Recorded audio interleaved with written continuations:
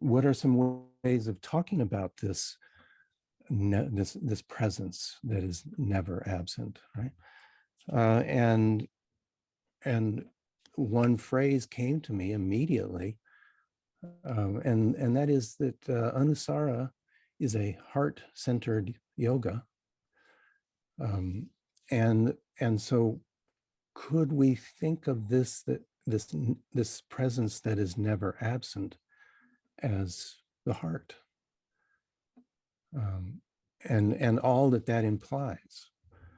Um, we might ask each other, and perhaps you can think about it now, or we can all think about it. But when we say in Anusara yoga that that Anusara is a heart-centered yoga, what does that mean? And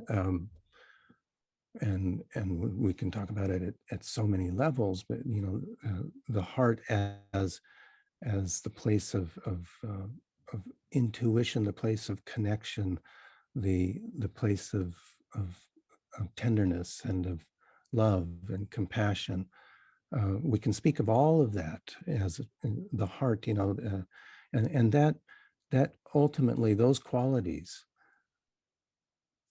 and that which supports those qualities is never absent. I keep coming back to that.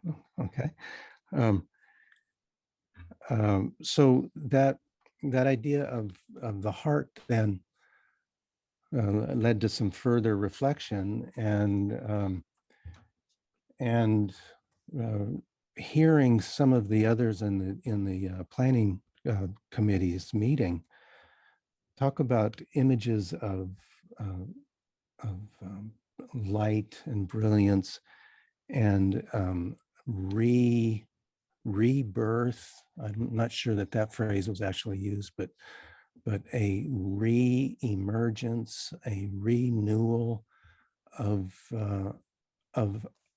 our lives and of the world's lives. Some of the participants used words like a burnishing or a polishing or a return of yoga, you see. And so the phrase came to me, perhaps a theme could be something to do with renewing the heart as a theme.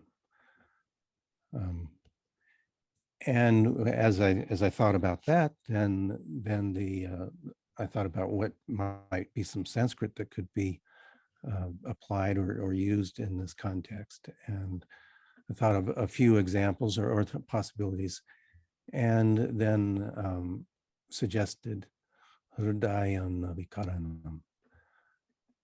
Hridayam Navikaranam. Or if you want to spell it without, or pronounce it without the diacriticals, without the grammatical endings, simply Hridaya Navikarana. Hridaya Navikarana. Okay. And perhaps I can share some more thoughts about that. The word Hridaya, heart. It's one of several words in the yoga tradition that can be translated as heart. Well,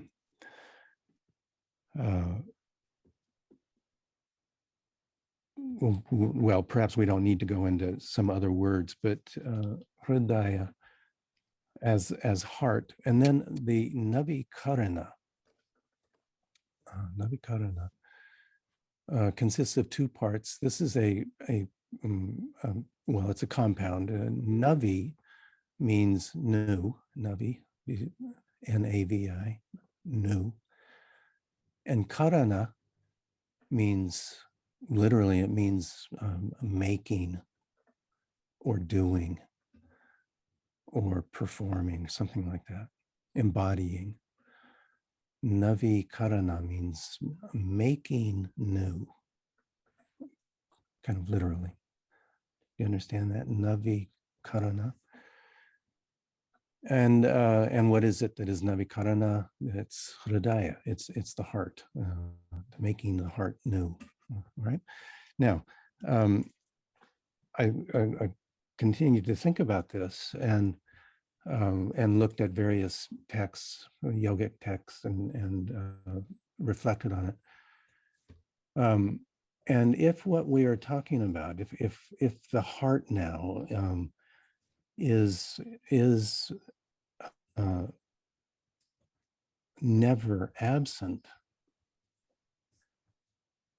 and I want to talk about what I mean by the heart in a bit, but if it is never absent, then it's not that we are making it new. You see, it's not.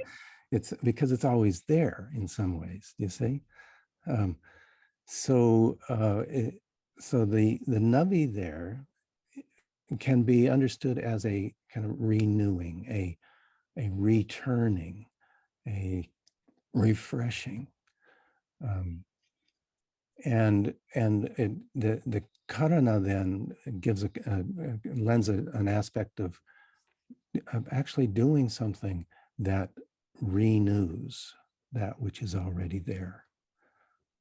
You see that? And I think that that's then how we can understand yoga.